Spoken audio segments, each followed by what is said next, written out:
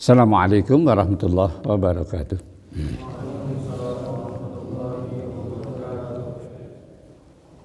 Alhamdulillahi rabbil alamin. Wal aqibatu lil muttaqin wala udwana illa ala zalimin. Ashhadu an la ilaha illallah wahdahu la syarikalah wa ashhadu anna Muhammadan abduhu wa rasuluh. Allahumma salli wa sallim wa barik ala Muhammadin wa ala alihi wa sahbihi ajmain.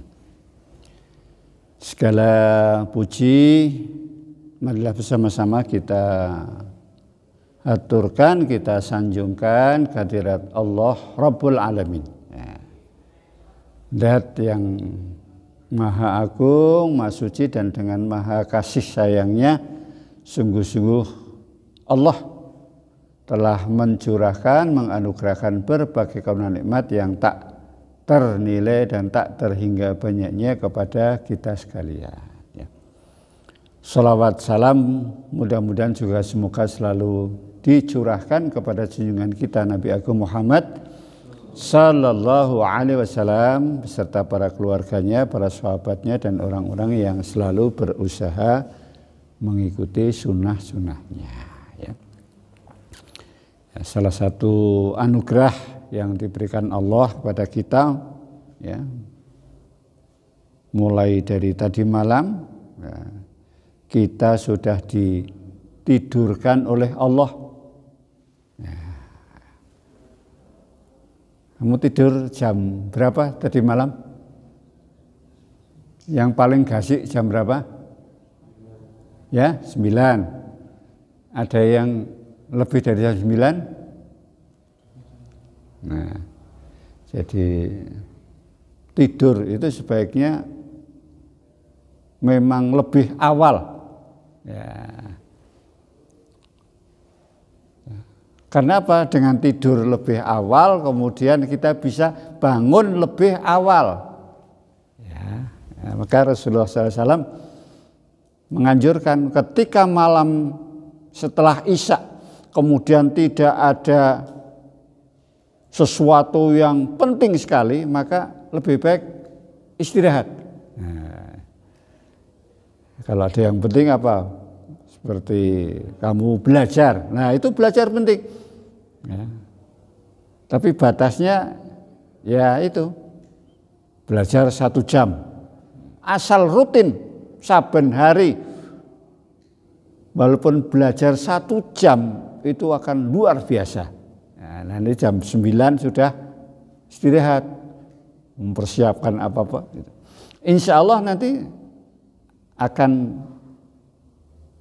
badan akan fresh. Nah, kalau pagi begini, mudah-mudahan kalau yang tertib itu insya Allah sekarang sudah enggak ngantuk. Nah, kalau ada kita yang pagi-pagi begini kok sudah ngantuk, nah itu berarti ada sesuatu yang salah. Ya, salah.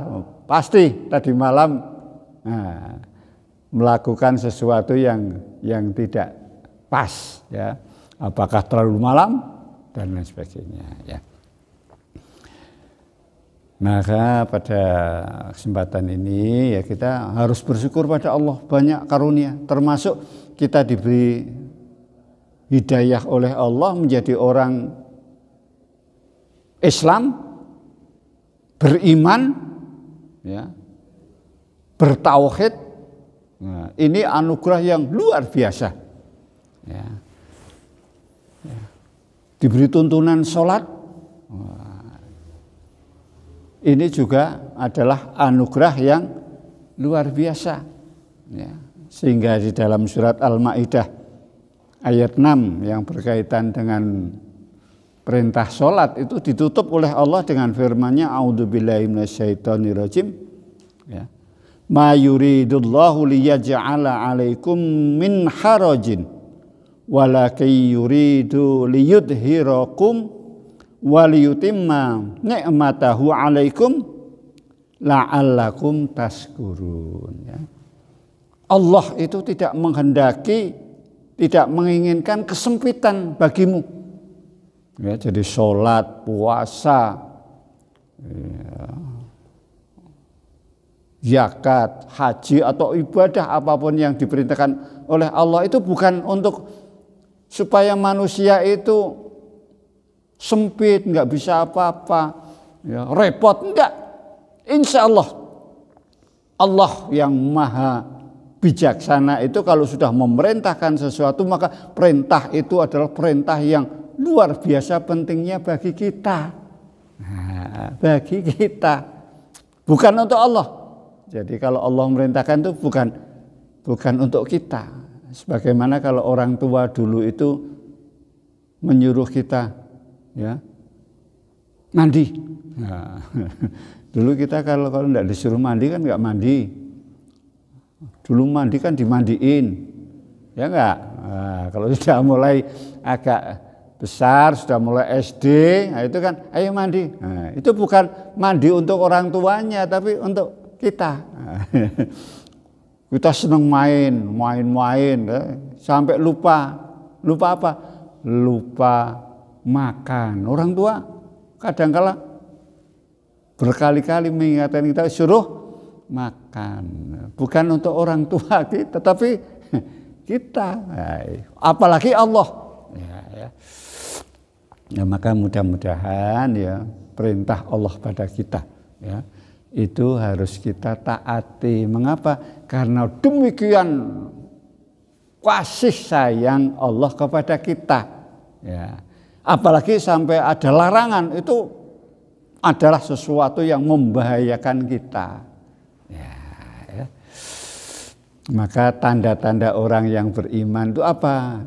Antara adalah ketika melakukan taat pada Allah, melakukan kebaikan, itu dia menjadi tenang. Itu tandanya orang yang beriman. Ya. Dan apa yang satu lagi? Ketika melakukan sesuatu yang tidak baik, dia merasa susah, ya, merasa gelisah. Nah, itu tandanya orang beriman. Karena itu sudah ditanamkan oleh Allah. Ya, ketika kita melakukan kebaikan, itu kita senang. Ya, tapi ketika kita melakukan kesalahan, mesti kita tidak tenang. Nah, contohnya kalau kita jalan-jalan, ya, kemudian ada batu besar di jalan atau ada pecahan kaca, ya, kemudian kita singkirkan. Itu setelahnya kita punya rasa senang. Ya. Barangkali nanti bisa membahayakan orang, saya walaupun tidak ada orang, itu kita merasa tenang. Ya.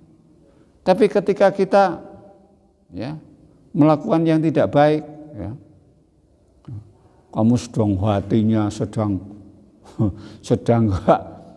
nggak senang, apalagi dalam keadaan kamu sedang marah tapi tidak ada yang mau dimarahi, ya, karena tidak berani, ya.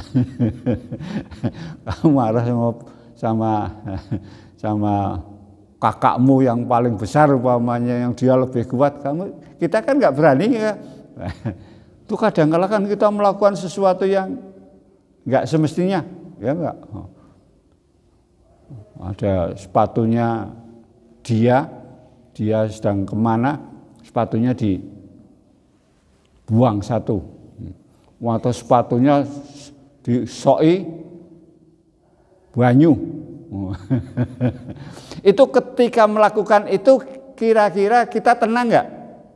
Mau ngesoi air di sepatunya atau membuang, itu lingak-lingu apa enggak? Ya enggak?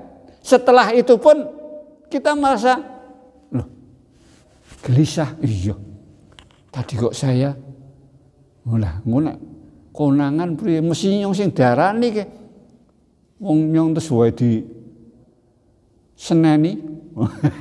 Itu ya, walaupun belum ketahuan, kalau kita melakukan yang tidak baik, kita menjadi gelisah. Nah, mudah-mudahan ya ketika kita sudah biasa sholat, wudhu, ya.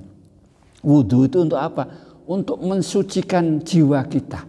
Ya, ketika kita itu mau sholat, ya, sholat itu ketemu sama siapa kalau sholat itu? Mau menemui siapa? Mau sowan siapa kalau sholat itu? Siapa? Menemui atau sowan kepada Allah. Sedang Allah itu adalah maha melihat, maha mendengar. Ya. Bahkan tidak yang lahir saja, tapi Allah itu mengetahui apa yang terbersit di dalam hati kita. Ya. Tak sholat. Bismillah. Ya. Ono sing tak sholat. Wong wedi nek diseneni karo Pak Muadzin. Itu beda. Ya, beda di perasaan itu beda. Ya. Nah, makanya inilah satu hal yang perlu kita sadari. Mengapa?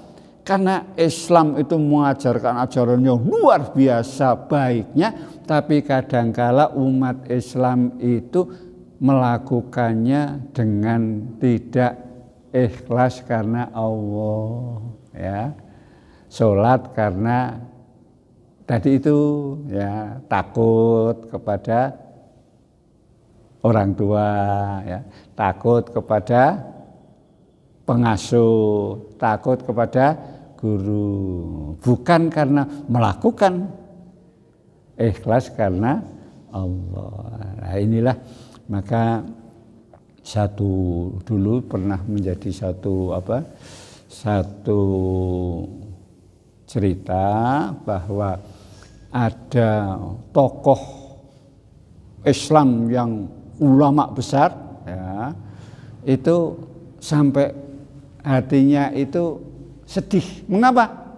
Karena pada satu saat, ya, dia itu melihat ketika keluar negeri di satu negara yang negara itu bukan negara Islam, tapi di situ kehidupannya itu kehidupan yang Islami.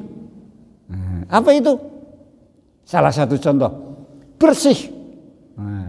Kita wudhu itu kan untuk membersihkan, ya, badan kita. Tapi apa? Ketika masuk ke masjid, masjidnya itu kumuh, ya. Urung mlebu nang WC toilet wis ambune wah, sudah semerbak. Semerbak apa? Semerbak yang enggak enak, ya. Itu dulu masjid-masjid rata-rata begitu itu, ya enggak. Masuk di masjid itu kalau dulu, kalau sekarang sudah jarang. Itu di pojokannya masjid itu banyak sekali celana dalam gembledak nang kono. Kalau sekarang sudah jarang, tapi kalau dulu celana dalam mana? Karena yang sholat itu mungkin dia merasa celana dalamnya itu kotor, sehingga kalau sholat celana dalamnya diledakke di pojokan. Nah, itu masjidnya kumuh, WC-nya kumuh, tempat di situ banyak. Kemudian kalau ada mukenanya sudah lama nggak dicuci. Nah, berbeda ketika dia keluar negeri, ternyata salah satu contoh Singapura itu, ya, kotanya bersih sekali. Sedang di sana mayoritas orangnya adalah Cina. Nah, orang Islamnya ada, tapi mayoritas orang Cina. Ya, di sana saja orang ngerokok. Kalau dia buang putung rokok di jalan, langsung ada sanksi, denda. Nah, kotanya bersih. Nah, sedang di sana bukan negara yang mayoritas Islam, apalagi di Eropa ada negara tertentu, ya, kalau tidak salah Finlandia dan sebagainya, itu bersih sekali. Nah, inilah, ya, pelajaran bagi kita ya. Mudah-mudahan yaitu kita kalau bersih itu bersih hati kita dan bersih kehidupan sehari-hari kita. Ya, kita masih banyak kalau naik mobil, mobilnya bagus, ya, kita beriringan, atau kamu mungkin di jalan itu ada orang yang dari mobil, dalam mobil itu barusan makan duku, yang dimakan kan dalamnya, kulitnya nggak dimakan, langsung kulitnya dibuang lewat jendela. Barang-barang yang nggak terpakai langsung sambil mobilnya jalan sambil buang sampah di sepanjang jalan dia. Itu menunjukkan ya, orang itu tidak berperilaku Islam. Mudah-mudahan ya kita orang Islam itu berperilaku itu tadi Islami. Melakukan suatu kebaikan itu menenteramkan dirinya karena dia yakin Allah Maha Tahu. Dan saya dicatat oleh malaikat, apapun yang saya kerjakan dicatat oleh malaikat ya. Dan nanti pada suatu saat kita akan dibuka bukunya. Nah, kalau sekarang ya karena kita sudah canggih, nanti akan dibuka rekamannya. Semua, tidak ada sekecil apapun yang kita lakukan tanpa itu ada bukti dan saksi. Buktinya ada rekamannya, saksinya ada 2 malaikat raqib dan atid. Dan Allah lebih mengetahui apapun yang kita lakukan ya. Saya kira ini pagi hari ini ya, mudah-mudahan ini bisa menggugah jiwa kita ya. Jangan sampai Indonesia yang mayoritas penduduknya Islam tapi tidak Islami. Karena apa? Tidak mengamalkan dengan sungguh-sungguh apa yang diajarkan oleh Allah ya. Demikian ya, kita tutup bersama dengan doa Faratul Majlis. Bismillahirrahmanirrahim. Subhanakallahumma wa bihamdika asyhadu an la ilaha illa anta astaghfiruka wa atubu ilaik. Walhamdulillahirabbil alamin. Assalamualaikum warahmatullahi wabarakatuh.